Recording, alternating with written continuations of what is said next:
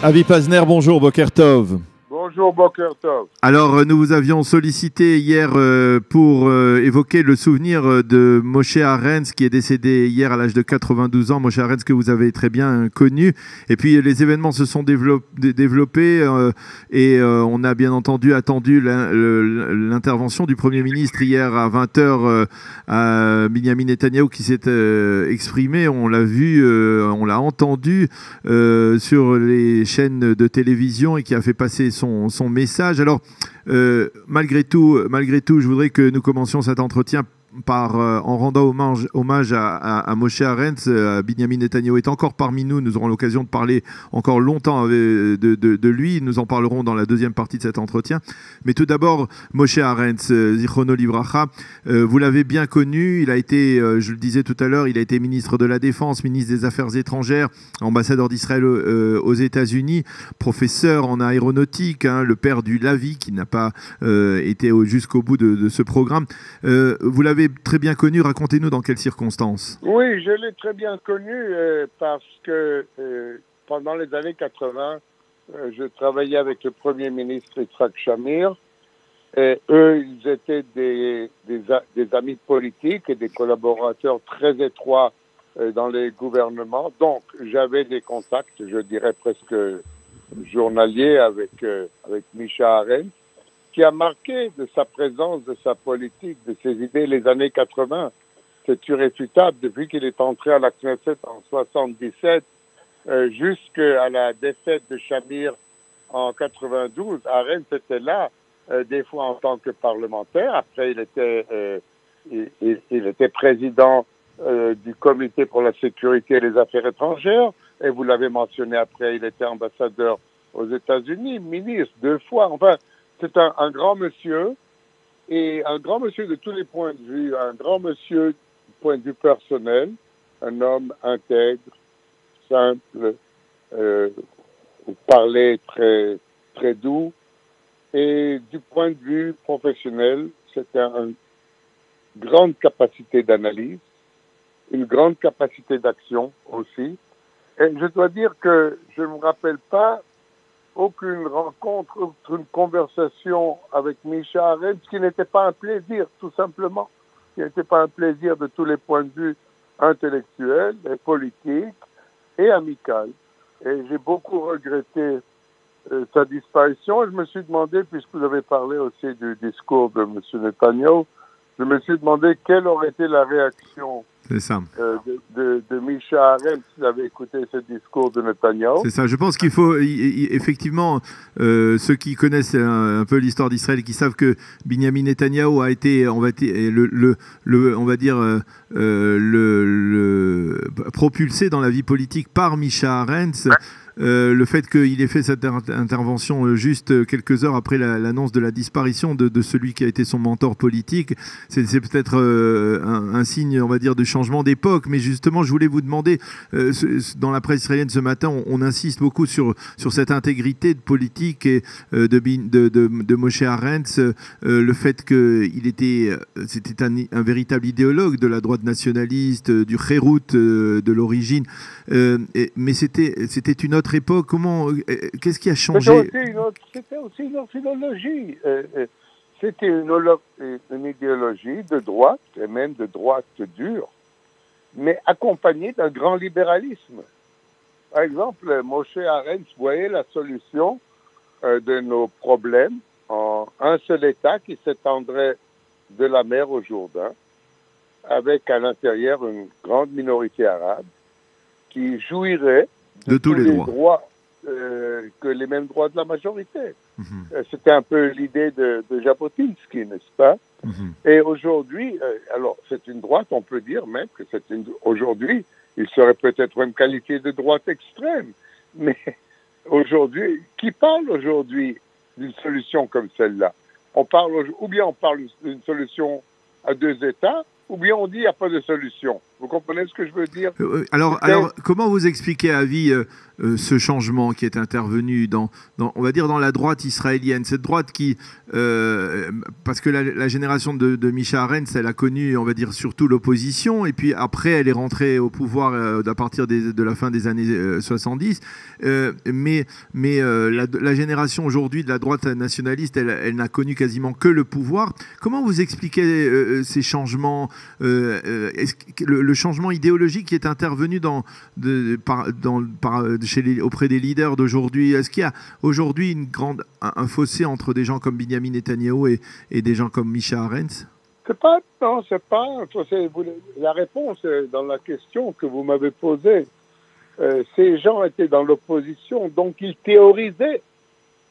Et quand ils sont arrivés au pouvoir, et ça ne s'est pas passé en un jour, oui. c'est passé en une génération, ou en 2 générations, ils ont vu que ce rêve n'était pas une possibilité pratique. Premièrement, parce que je crois que la minorité arabe est déjà devenue une majorité entre la mer et le Jourdain, ou au moins une égalité, qu'on ne pourrait pas avoir un État juif de cette façon. Et c'est la réalité qui, petit à petit, a transformé ce rêve. Mais moi, je l'ai mise en avant pour dire l'idéologie qui animait Arens, n'est-ce pas? L'esprit libéral qu'on ne trouve pas aujourd'hui et qui aujourd'hui, si vous cherchez dans les rangs de n'importe quel parti de droite quelqu'un qui serait d'accord sur cette définition d'un État où juifs et arabes vivraient ensemble avec les mêmes droits, vous ne le trouvez pas, n'est-ce pas? C'est la réalité qui a comme frappé. Donc, aujourd'hui, la politique de droite n'est pas... Aujourd'hui, Arens n'aurait pas été élu aux primaires du Likoud. Je n'ai aucun doute. Ni Menachem Begin, d'ailleurs. Il n'aurait pas été élu aux primaires du Likoud. C'est un autre Likoud, c'est une autre politique, c'est une autre réalité. Nous vivons au XXIe siècle. Là, nous parlons de la fin du XXe, même pas des années 90, nous parlons des années 70-80. C'était très, très différent d'aujourd'hui. J'ai vécu cela et je peux constater la différence. Alors justement, je vais vous poser la question, puisque vous nous tendiez la perche tout à l'heure. Qu'est-ce qu'il aurait dit, Moshe Arens, de cette prestation de Benjamin Netanyahou hier? Il faut rappeler que, je vous le disais, c'était son mentor politique, mais il s'était pas mal démarqué, Moshe Arens, de Benjamin Netanyahou ces dernières années. Oui, non? mais il y avait quand même des liens d'amitié. C'est vrai qu'il s'était démarqué politiquement.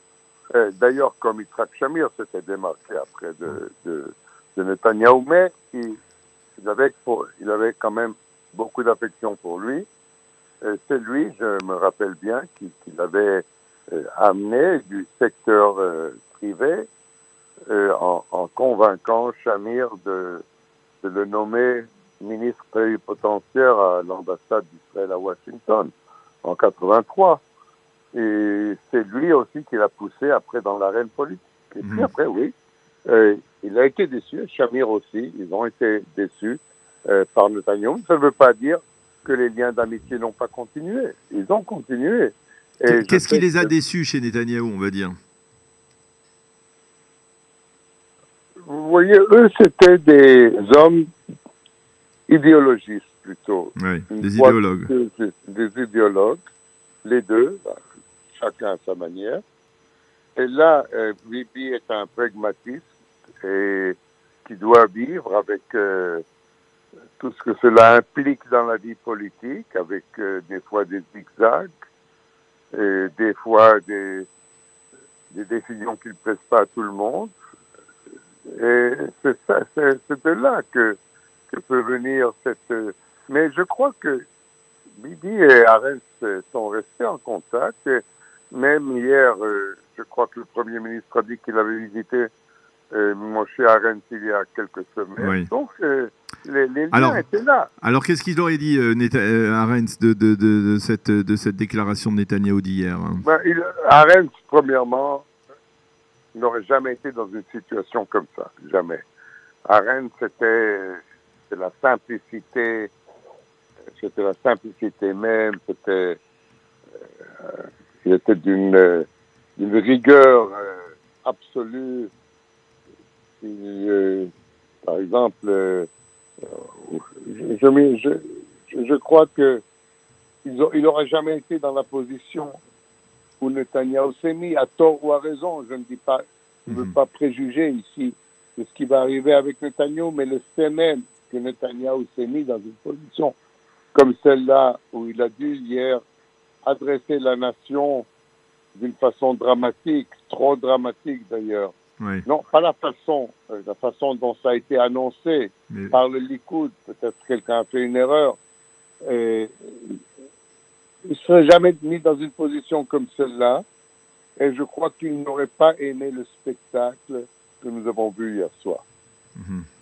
Alors, qu'est-ce que vous pensez? Passons plus directement à l'actualité brûlante avec cette intervention de Netanyahou. Qu'est-ce que vous pensez de ce qu'a dit hier Netanyahou? Est-ce que vous pensez où il a raison, où il a tort, dans quoi, dans ses propos? Quels sont les propos sur lesquels vous pouvez adhérer et ces propos sur lesquels vous ne pouvez pas? Écoutez, moi je ne suis pas un juriste. Je ne sais pas si si quelqu'un qui est sous interrogation a le droit de demander une confrontation. Je ne sais pas.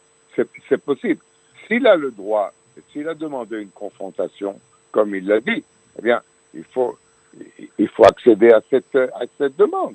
Si légalement c'est possible, encore une fois, je ne sais pas. Et puis, s'il y a eu des témoins, il a mentionné quelqu'un qui était chargé de la lutte contre les monopoles. De la régulation, oui. De la régulation, qui connaît une partie de la vérité, mettons, et qui n'a pas été interrogé, eh bien, il faut qu'il soit interrogé. Cela, c'est clair. Et si on veut voir derrière cette prestation, on peut y lire la volonté de continuer l'enquête, c'est-à-dire de réouvrir l'enquête en ce moment. Et de cette façon, d'avoir les élections peut-être avant la fin de l'enquête, donc avant la fin d'une mise en accusation, d'une inculpation. C'est très possible. Et je ne sais pas si les autorités juridiques ou policières peuvent ou vont accéder à cette demande, ou quelle va être leur réaction. Mais du point de vue politique, je comprends très bien ici la pensée politique. Donc, nous sommes maintenant en janvier, les élections sont en avril. Si vous réouvrez le dossier, une des enquêtes, c'est-à-dire l'enquête sur le dossier 4000, vous réouvrez ça, et le conseiller juridique du gouvernement avait déjà décidé qu'il allait présenter toutes les enquêtes ensemble. Donc, vous réouvrez une enquête, c'est-à-dire vous arrêtez le processus de mise en examination et d'inculpation, et peut-être vous l'arrêtez jusqu'après les examens, et les élections. Les élections. Donc, Bibi peut se présenter en disant aux élections, voilà, j'ai présenté de nouveaux faits, l'enquête a été réouverte, et vous verrez quand elle sera finie qu'il sera prouvé que tous ces gens qui sont en témoin en charge contre moi ont menti à un point ou à un autre, et que ce monsieur qui sait tout exactement de cette fusion entre Yes et Bezek, et il a une autre version, bon, ça lui permet de passer les élections en laissant un très grand point d'interrogation sur sa culpabilité. Est-ce que, en antenne, nous discutions ensemble et vous me disiez que vous pensez que Benyamin Netanyahou a intérêt, au moins sur le plan stratégique, à adopter la posture de la victime, parce que ça ne pourra que lui ramener plus de voix dans les sondages. Est-ce que vous avez, en tout cas au Likoud, est-ce que vous avez l'impression que cette démonstration d'hier s'inscrit dans cette optique? Oui, absolument, parce qu'encore une fois, il est victime. Il a intérêt d'une façon ou d'une autre. De la façon dont, je l'avais dit à l'antenne de I24, il y aurait une autre tactique qui aurait été bonne elle aussi pour Netanyahou, c'est-à-dire d'être mis en examen ou inculpé avant les élections, sans possibilité d'audience juridique, donc lui donnant la possibilité de dire, voilà, on m'a interrogé, on m'a mis en examen, On m'a inculpé sans que j'ai eu mon mot à dire. Je suis victime, donc. Et maintenant aussi, dans ce scénario qu'il a présenté hier, là encore une fois, il est victime d'une enquête qui n'a pas été complétée. Vous comprenez, d'une façon ou d'une autre, il arrive à ces élections avec un grand doute qui pèse dans la pensée des gens. Est-ce qu'il est vraiment coupable à ce point qu'il soit inculpé, ou bien est-ce que cette enquête va se terminer par un non-lieu? Il a intérêt, Netanyahou, à se présenter d'une façon ou d'une autre. Il a choisi une façon. Moi, j'aurais pu voir une autre façon, mais bon, c'est évidemment lui et ses conseillers qui choisissent. D'arriver à ces élections en disant « rien n'a été prouvé contre moi, il y a eu des enquêtes, cette enquête a été malmenée, cette enquête a été bafouée, je demande qu'une autre enquête soit ouverte. » Et voilà, dans les deux cas, il arrive dans ces élections dans une posture d'un homme à qui la justice, ou la police, ou qui que ce soit, a voulu jouer un mauvais tour. Voilà. Alors, une dernière question à Avi, il nous reste environ une minute et demie. Binyamin Netanyahou a également critiqué le dossier, on va dire le dossier 2000 de ses relations avec Nouni Moses, le patron du Yediot Aharonot. Il a affirmé que même Yair Lapid avait eu des relations comme ça problématiques avec le patron du Yediot Aharonot, et que finalement, dans la presse israélienne, dans les médias et dans les relations entre la presse et la politique, eh bien, c'est courant qu'il y ait des relations d'intérêt entre les hommes politiques et les journalistes ou les analystes politiques. Vous qui avez été porte-parole de Shamir pendant de longues années, qui était justement dans ce carrefour entre la politique et les médias, vous pensez que c'est effectivement, il a raison Netanyahou quand il avance cet argument? Bien, écoutez, il y a des choses qui sont parfaitement légales. Qu'un Premier ministre parle avec le propriétaire d'un journal, il n'y a rien à dire à ça. Le problème est, est-ce qu'il a demandé un deal selon lequel il réduirait l'animosité du journal. L'animosité du journal contre quelque chose de commercial, c'est-à-dire, Yediot Aharonot souffre de la compétition d'Israël Hayom. Et donc, Netanyahou, d'après les accusations qu'on lui a faites, a dit « Je vais réduire la circulation d'Israël Hayom si Yediot Aharonot me donne un meilleur couverage. » Ça, c'est déjà quelque chose que j'ai jamais vu dans mes tractations avec les journaux. Bien sûr qu'on essaye d'influencer les journaux, de les convaincre du bien-être de notre position, c'est sûr. Mais là, il s'agit, si c'est vrai, en soi, il s'agit de quelque chose de complètement différent. Pas d'une simple intervention avec un journaliste ou même le patron d'un journal pour qu'il comprenne mieux vos problèmes et adopte une attitude plus positive. Ça, c'est déjà un deal. Eh bien, Avi Pazner, merci beaucoup de nous avoir éclairé à la fois sur la personnalité exceptionnelle de Moshe Arens, qui est décédé hier et que vous avez bien connu, et donc sur les lendemains de cette intervention dramatique. À nouveau, on utilise ce qualificatif de Binyamin Netanyahou à propos de ses affaires judiciaires. Merci d'avoir été avec nous ce matin et bonne journée. Shalom. Bonne journée, Daniel. Merci à vous.